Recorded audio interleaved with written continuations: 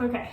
Hey guys, so I'm sorry for the echo, but this is my bathroom, but it has fairly good lighting, and I wanted to do a quick video about why INFJs leave relationships. You're going to get some weird angles and weird videos. I won't be able to do videos in my car or really anywhere outside of my house because I am going to be basically inside for the whole month of February because I will be helping out a family member who I can't be exposing to things, but that is, right now I'm just quarantining. But anyways, so the topic of relationships and why INFJs leave relationships. So it's no secret that INFJs have trouble in relationships. If you look up, and it may not be the same, but I know like a few years ago, because I'm an INFJ in Myers-Briggs, of course you look up statistics about your type and different things like that. And INFJs supposedly have some of the most dissatisfying relationships, or they tend to have dissatisfying relationships. And I know from my experience as an INFJ, and I think other types can relate to this, I have been in different relationships, but a lot of times those relationships don't last for a period of time. And these are specifically romantic relationships. When it comes to friendships, I'm golden. I'll be in a friendship for years and years and years, and it would have to be something super drastic, or that person would have to be like, or me. I mean, I also can end maybe someone doesn't want to be friends with me, but typically when I'm friends with someone, I'm friends with them for life. And I have the type of friendships with people typically where, not always, but like my closer friends, even if I haven't talked to them for months or years, or whatever amount of time, it's like we can pick up the relationship right where it was, and it's like brand new. I mean, not brand new. It's like a continuation of our last conversation. However, when it comes to romantic relationships, I have found that a lot of those relationships have ended. And in my experience, I have ended all of those relationships.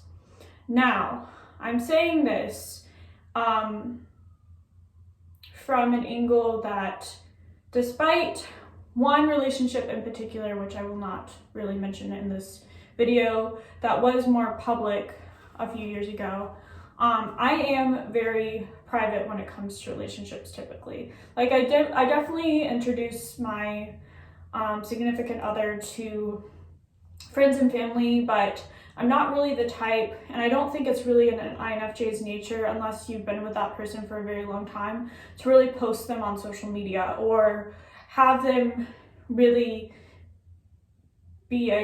have a super big spotlight on that person, because we want to protect that relationship, because we know how sacred it is.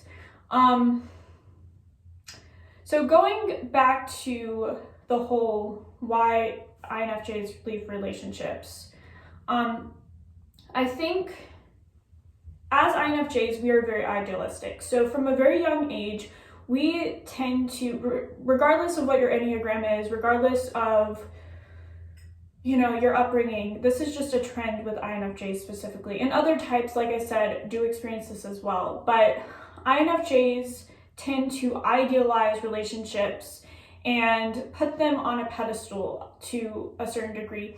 And this also comes out with INFJs being very vulnerable people, typically. So like, they're not like INFPs, where INFPs just exude this vulnerability.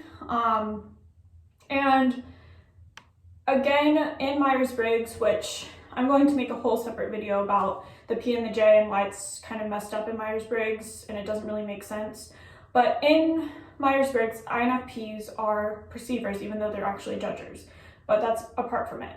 They come across as like a little more loosey-goosey, a little bit, again, they have that vulnerability. You see their hearts on their sleeves, different things like that. And there's other types like that too.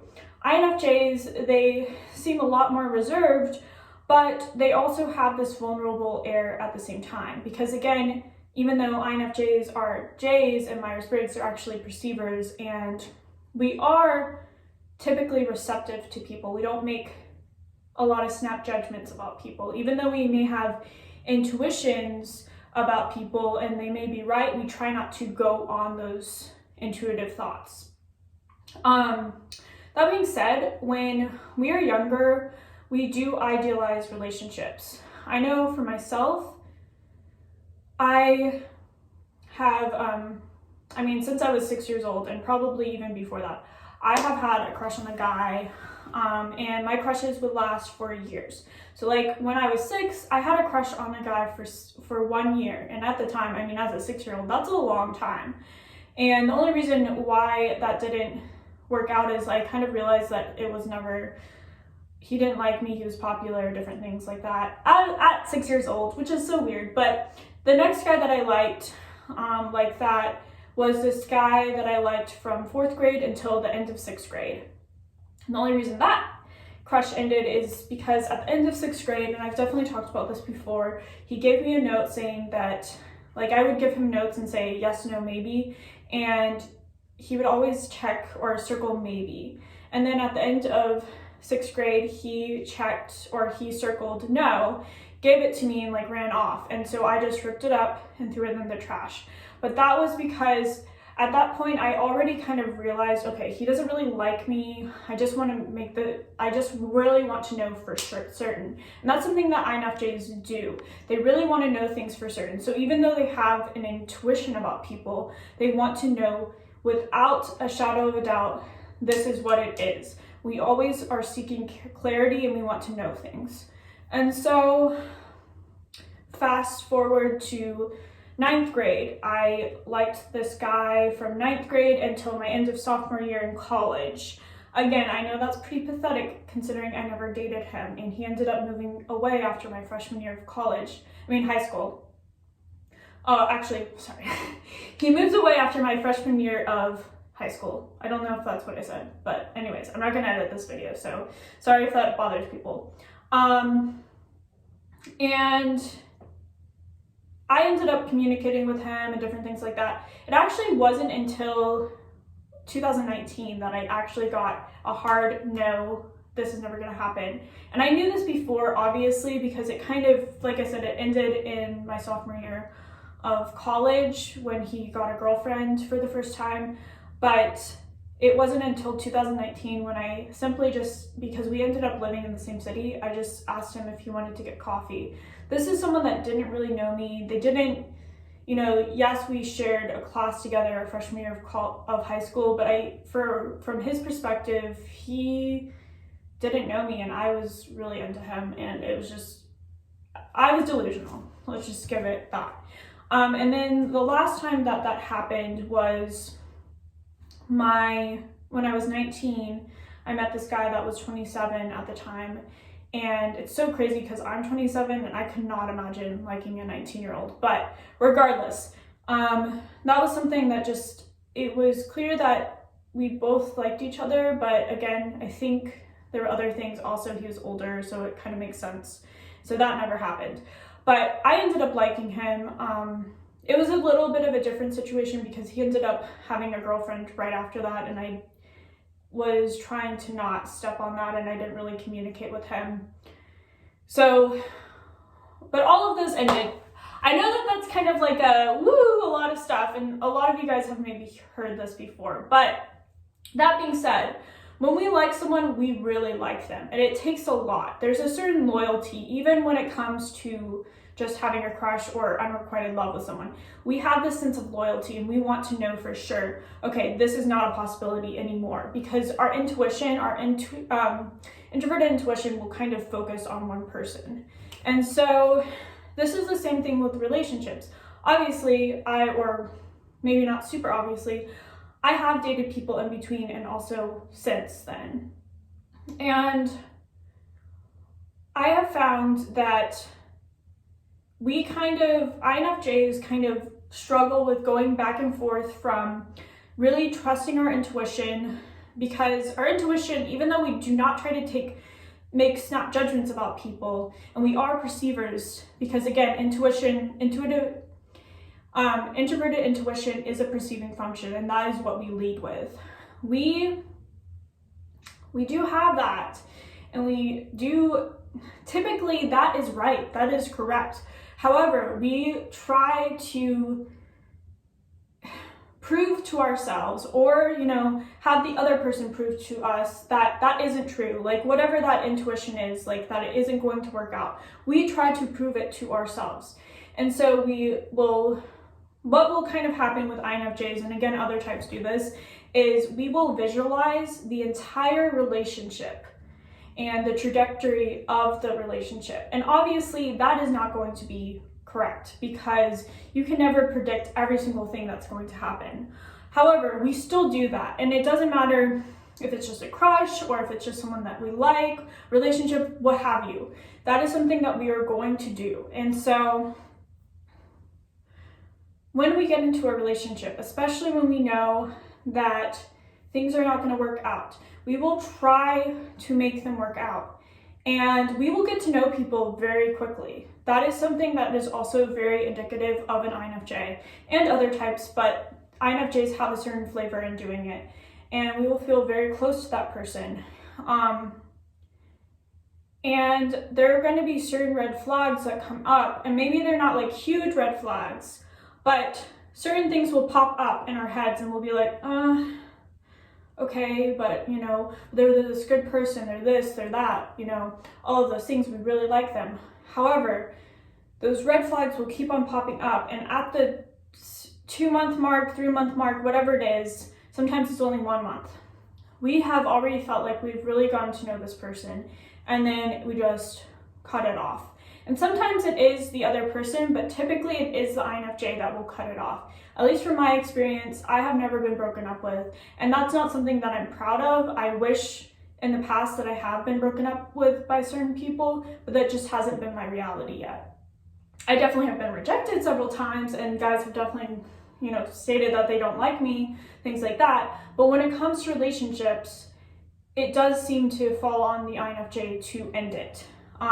Maybe if the INFJ did stick with it, then maybe the other person would end it. And I think part of that is INFJs coming from a place of insecurity. That, okay, we're already seeing this trajectory with this person. What happens in like 5 months when that other person starts to realize that? Like if we just stay in this relationship and then they start to realize that, oh wait, this isn't working out, and then they break up with you. That very well could be why it is. But I think the biggest thing is, just to wrap this up, because I do need to go, and if you guys want to have another video where I go further into this subject, because I do think there's a lot more to say, I'm going to say that INFJs, when it comes to their intuition, we need to trust our intuition, because typically we are correct about it. If you are getting in the back of your mind saying, this isn't going to work out, this isn't going to work out, like, you probably should save that other person the heartache. And again, you can't predict everything, so it is kind of a little bit of a dance. But before things get too serious, before you invest too much in that other person's life, you meet their parents, you meet their friends, whatever it is, you need to really feel like, I really like this person. And it is difficult because a lot of that is trying to get to know someone, but you need to, if you are a younger INFJ, again, I'm 27, but even if you're older, I have been there. I've been there so many times, and trust your intuition, because 9 times out of 10, your intuition will be correct. And people will never be perfect. This is something, I'm not perfect, certainly not. I have many flaws and different things like that, but if someone isn't aligned with what you want to do, and you're not going to be able to predict the future. So that's the other thing. You do not want to have this trajectory necessarily in your mind, even though it's easier said than done. Trust your intuition, and if you get icky feelings about someone, or if you get something where it's like, no, then trust that. And just realize that that person, whether it's a guy, a girl, whatever it is, non-binary, you will find that person in the future. You do not need to settle. You do not need to go with that, because I will say, even though I have broken things off, I feel a lot more satisfied that I ended things that way rather than something else happening. I don't think I've ever personally been cheated on. I certainly have never cheated on someone. And so even though it's not something that I personally like to do, I don't like breaking up with people, despite what, maybe some people might think. In the long run, I'm glad that it happened, because had I not, I would have been unhappy, because there are definitely guys that I have been in relationships in the past where I was like, this person's so good, but I